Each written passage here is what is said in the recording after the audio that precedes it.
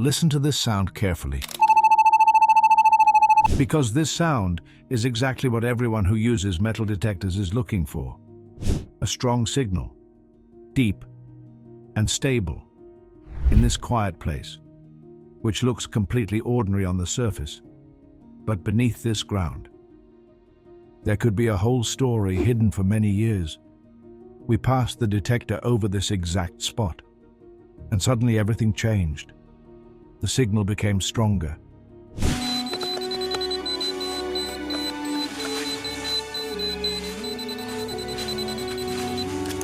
And clearer. We scanned the area again, and the result was the same. There is a target under the ground, but we still don't know what it is. In moments like this, curiosity takes over. Is it just an ordinary piece of metal? The only way to find out the truth is to start digging. We began removing the first layer of soil, slowly and carefully. Every strike into the ground brings us closer to the answer. The detector is still giving the same signal. And that means something important. The target is still directly beneath us. With every minute of digging, the tension grows a little more, because we still don't know what we're about to find. But after a few moments, something different started to appear in the soil. At first, it was just an unclear shape, a solid piece between the dirt and the rocks. To take a closer look, because this is the moment when the real discovery begins. The detector was not wrong. There really is something here. We started cleaning the area around it carefully. Every movement became slower and more precise, because even a small mistake could hide important details. As we removed more soil, the shape became clearer. Now it was obvious. This was not just a random signal. The object was almost fully visible, but it was still stuck in the ground. And this is the moment everyone waits for, the moment of extracting the target. We need to free it completely from the soil. We continued cleaning the area very slowly, until the object was almost completely visible. And now, the moment of truth. We started trying to pull it out of the ground, very slowly. Just a few seconds later, the object began to come loose from the soil. And finally, it came out of the ground. The piece that had been buried here for a long time is now right in front of us.